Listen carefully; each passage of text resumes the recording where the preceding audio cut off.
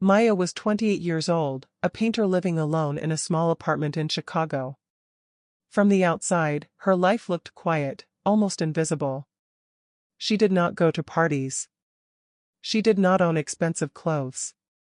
Most days, no one spoke her name out loud. But inside that small apartment, her world was full of color. Painting was not just her job. It was the only place where her mind could rest. When Maya held a brush, the noise of the city softened. The fear in her chest became lighter. Time slowed down. Some days, she painted for hours without realizing the sun had already gone down. In those moments, she felt calm. Whole. Like she existed for a reason. But art did not love her back in the same way. Some months were kind. When she sold a large painting, she felt rich for a short time. She bought fresh food. She cooked real meals. She paid her bills early. She slept deeply, without waking up in the middle of the night. In those months, she walked differently. Her shoulders were lighter. She felt like a real artist, not just a girl pretending. Then there were the other months. 2 months. Sometimes 3. No sales. No emails. No messages from galleries. During those weeks, her money disappeared slowly, like water leaking from a cracked glass. She stopped buying vegetables. She ate bread, rice, and cheap soup. She turned off lights early and sat very still, afraid to spend even one extra dollar. At night, she lay in bed staring at the ceiling, counting days instead of sheep. Her apartment was small, but it was hers. The walls were covered with her paintings. The floor was old and uneven. The window looked out onto a busy street where people hurried past, carrying lives that seemed more stable than hers. She loved that place. It was her home, her studio, her safe space. But every month, the rent number felt heavier. Louder. More threatening. And then, quietly, the fear became real. She missed 1 month of rent. She told herself it was temporary. The next month would be better. It wasn't. She missed the second payment. By the third month, her bank account was empty. She checked her phone again and again, hoping for a miracle. Nothing came. Maya stopped answering calls. Every sound in the hallway made her heart jump. Every knock felt like a warning. She loved painting. It gave her peace. But money was the thing that decided whether she could stay. The first month passed quietly. Maya told herself it was only a delay, not a failure. Artists had slow seasons. Everyone knew that. She promised herself she would pay next month, once a buyer answered her emails, once a gallery replied, once something, anything, moved. The second month was heavier. The number in her notebook no longer looked small. It stared back at her, dark and exact. She stopped opening her banking app because it made her chest tighten. She told herself she was being practical, not afraid. But fear crept into her routines anyway. She cooked less. She moved more carefully, as if sound itself cost money. By the third month, fear had learned her name. She woke up every morning with the same thought already waiting for her: today he will come. She stopped answering unknown numbers. She let her phone vibrate until it went quiet. When someone knocked on a door in the hallway, even if it wasn't hers, her body reacted first, shoulders stiff, breath held, heart racing like she had done something wrong. At night, sleep refused to stay. Maya lay on her back, staring at the ceiling, counting the cracks above her bed. She replayed the same hope over and over, like a prayer she no longer believed in. Maybe tomorrow. Maybe someone will message me. Maybe one painting is enough. She checked her account again and again, even though she already knew the truth. The screen never changed. Zero did not become something just because she wished it to. She began to move through her apartment differently. Slowly. Quietly. She avoided the mirror. She avoided her paintings, too.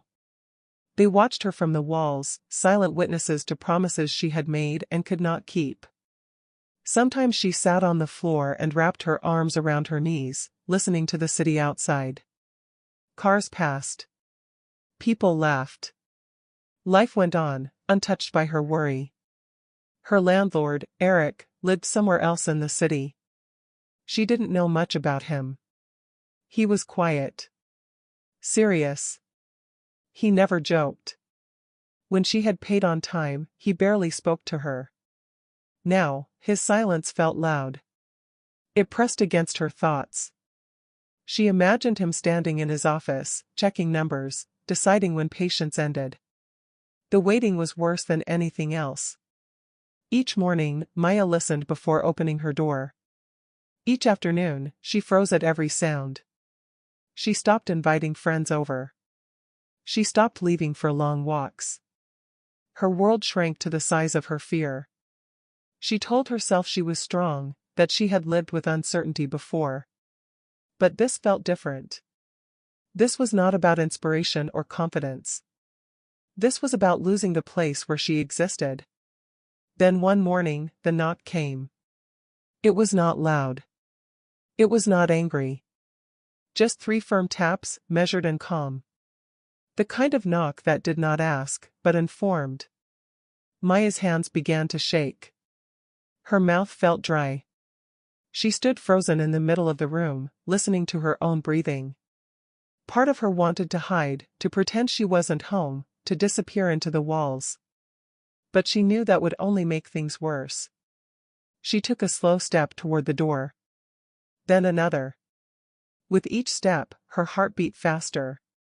She placed her hand on the handle and paused, just for a second, as if that moment could still be undone. She opened the door. Eric stood there, his expression calm, his posture straight. No anger. No warmth. Just certainty in his eyes. "Maya," he said quietly. "We need to talk." In that instant, she understood something clearly. This was no longer about waiting. The edge she had been living on had finally given way. Eric stepped inside without waiting for an invitation. He didn't slam the door. He didn't raise his voice. That was what made it worse. Calm has a way of feeling final. He looked around the apartment, at the paintings on the walls, the brushes and jars, the unfinished canvas by the window. He sighed, not in anger, but in tired disappointment. "You're 3 months behind," he said evenly. "I can't wait anymore." Maya felt her throat tighten. Shame rose first, hot and fast. She stared at the floor, at a small crack near the baseboard. "Please," she said, her voice barely steady. "Just 1 more week. 7 days. I have someone interested in a painting. I promise." Eric didn't argue. He didn't smile. He just looked at her, long enough for the silence to become heavy. "You always say that," he replied softly. The words hurt because they were true. He stepped closer. Too close. Maya became suddenly aware of details she had never noticed before, the sound of his breathing, the way his eyes lingered, not on the art, not on the room, but on her. Her chest tightened. Confusion and fear tangled together. She wanted to step back, to create space, to protect something inside herself she couldn't quite name. Then he asked, quietly, "Is there another way to fix this?" For a moment, she didn't understand. The question hung between them, vague and sharp at the same time. Then she followed his gaze. It wasn't looking for an answer about money. A small voice inside her spoke clearly, "Stop. This will hurt you later." Another voice answered, softer, more desperate, "You are alone. You are scared. Someone sees you." He didn't touch her. He waited.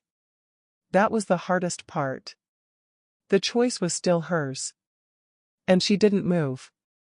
The kiss came slowly, uncertain at first. In that moment, the fear loosened its grip. The rent disappeared. the numbers vanished. What remained was warmth, attention, the feeling of being chosen instead of chased away. That night felt gentle, almost kind. For a few hours, Maya allowed herself to believe it meant something more than survival. She slept deeply, wrapped in a fragile sense of safety. Morning broke the spell. Eric dressed quickly, his movements efficient, distant. He avoided her eyes. There was no conversation, no tenderness left behind. He left the apartment as if nothing unusual had happened, as if the night had been a misunderstanding. Maya sat on the edge of the bed, the quiet roaring in her ears. She wrapped the blanket around herself and waited for the warmth to return. It didn't. 2 days later, the truth found her. In the hallway, neighbors paused their conversation when she appeared. Their eyes slid away. A whisper followed her steps. "That's her," someone murmured. "She pays rent with her body." The words cut deeper than any notice on the door. Maya fled back inside, locked herself in, and slid down to the floor, shaking. That evening, Eric returned. His face was tense, not with regret, but with concern for himself. "This looks bad," he said. "For me." He didn't ask how she felt. He didn't apologize. He told her she couldn't stay. Business, reputation, order, those were the things he wanted to protect. Something inside Maya hardened into clarity. "I didn't do this to pay rent," she said, her voice calm despite the storm in her chest. "I did it because I liked you. Because I thought you saw me." She stood taller. "But you're afraid of people knowing who you are." She packed that night. Clothes. Paintings. The pieces of herself she could carry. As she closed the door behind her, pain followed, but so did something else, quiet and steady. The choice had been hers. And that was exactly why it hurt. The morning after felt colder than any night Maya had known. Eric stood by the door, already dressed, already distant. He spoke in short sentences, his tone flat, professional, as if he were closing a file instead of leaving a person behind. There was no softness in his voice, no trace of what had happened between them. When he left, the door closed quietly, but the sound echoed inside her chest. Maya stayed sitting on the bed for a long time. Hunger pulled at her stomach, but shame was louder. It filled the room, heavier than fear, heavier than the empty fridge. She replayed every moment, asking herself where exactly things had crossed from survival into something that now felt like betrayal of herself. 2 days later, the building spoke. In the hallway, neighbors stopped mid-sentence when she appeared. Mrs. Lewis glanced at her shoes. Mr. Grant looked away too quickly. As Maya passed, she heard the whisper that would follow her for weeks. "That's her. She pays rent with her body." The words hit like a slap. Her legs weakened. Her ears rang.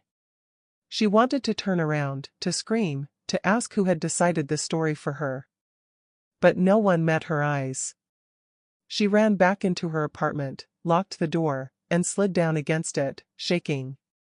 She cried until her chest hurt, not because she was hungry, not because she was losing her home, but because something sacred inside her had been reduced to gossip. That night, Eric came back. He didn't ask if she was okay. He didn't ask how the rumors had started. He stood in the middle of the room and said, "People are talking. This looks bad for me." His concern was not her pain. It was his image. His business. His name. "You still owe the rent," he added.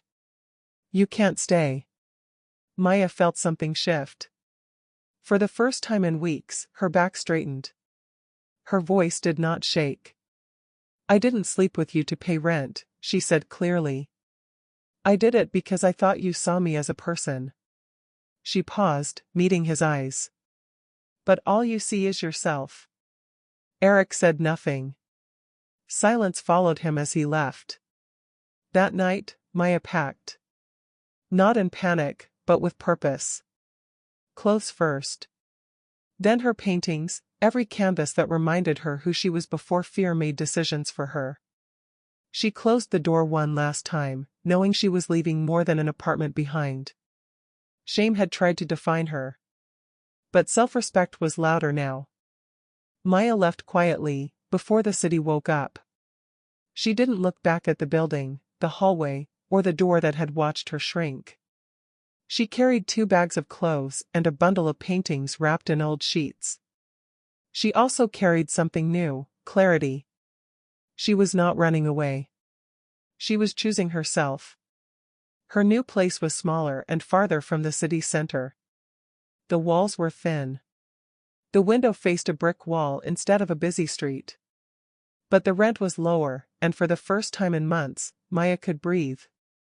No footsteps in the hallway made her flinch. No knock made her heart jump. At night, she slept deeply, the kind of sleep that comes when fear finally loosens its grip. She painted again. Slowly at first. Not to sell. Not to survive. Just to remember who she was. Colors returned to her hands. Mornings felt lighter. She cooked simple meals and saved a little money each week. It wasn't much, but it was hers. 2 months later, Maya sent Eric the rent money she owed. She didn't include a note. She didn't ask for forgiveness or explanation. She paid it for herself, not for him, so the story would end cleanly, without chains. One afternoon, there was a knock at her new door. Eric stood there, holding his jacket, looking unsure. He said he was sorry. He said he missed talking to her. He asked her to have dinner. Maya listened without anger. Then she said one word. No. She closed the door gently, her hand steady. Loneliness should never cost your dignity. Consent without safety is not freedom. Choosing yourself is not shame, it is strength. Maya turned back to her easel. The light in the room was soft. The canvas waited. And for the first time in a long while, her life felt like it belonged to her again. If this story resonated with you, like this video. Comment what it made you feel or the lesson you took from it. And subscribe to continue learning English through real, human stories.